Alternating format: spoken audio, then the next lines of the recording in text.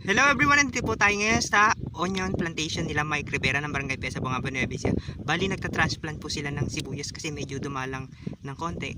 Para nga naman pag gumanda yung sibuyas, yung inihulip nila or itinransplant, sasabay dun sa naka-direct seeding na sibuyas. Yan po. Yan si Makmak. Tapos yung ibang kasama niyang nagta-transplant asa gawing taas. Ayan. Bali 1 by 1 po kasi yung pagtatanim ng sibuyas para may pagitan. Ayan po, ganun. Tapos inaalis na rin nila yung mga isa-isang damo para nga naman pag nangyari malinis na yung plot. Gagawin tayo dun sa ibang nagtatanim.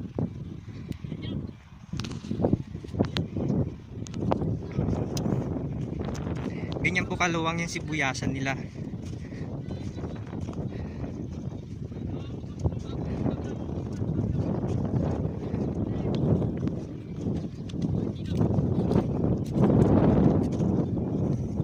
Ayan. Kaya naman po kasi medyo dumalang nung dumaan yung bagyo sa sobrang lakas. Medyo siyempre medyo maliliit pa yung sibuyas. Kaya medyo nahirapan ng konti. Kaya hinuhulipan nila para mas maganda. Medyo malaya-laya pa sila ng konti. Di ba kaganda? Nakaline yung mga sibuyas. Kaya yung mga ibang magtatanim ng sibuyas na i-inspire tanim. Tapos yung pinaka-guide pwede nilang tingnan yung kung paano magtanim yung mga onion farmers dito sa Bungabon. Ayan. Ganyan po. Tatabi tayo dito kay Ate Bergie. Sabi mo kay Jan, kay ano kay Misa Diabo. Kuya Ronald, tagbigay sa kanila.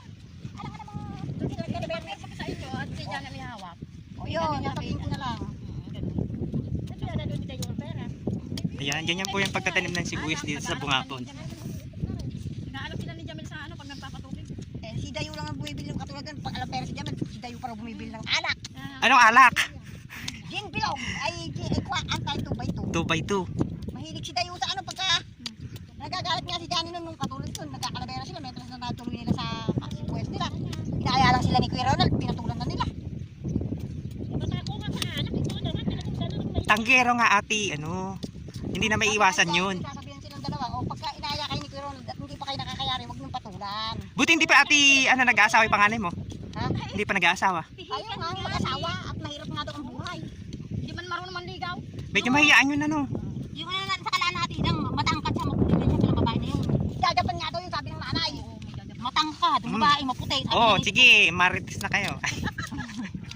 Nakabidyo kayo. Ano lang. Ayan, si Berto. Magkano yung upa niya dito ate, Hindi, ewan. Hindi ka magalit ano, Sandro. Double tape. Di ba po yung araw Pacquiao 400 po ba ngayon? Oo, pakiw araw. Oo. Iba yung upa ng hulip. Hulip, may damo pa yung kasama. Sweldo namin kay Kuya Amang nung isang araw. Ididin mo pa para mabuhay siya. Oh. Yung Yun nga, pinagmulay mo sa at pinatabunan yung may ugat. Tama lang po pala na double pay kayo dito kasi nagtatanim na kayo, nagdadamo pa. Sabi pa nga ni Ate Abel ay Verdi nung napunta kami sa patay din. Hindi man lang pinahintay ni Kuya Amang. kami na lang. Ano bang mali?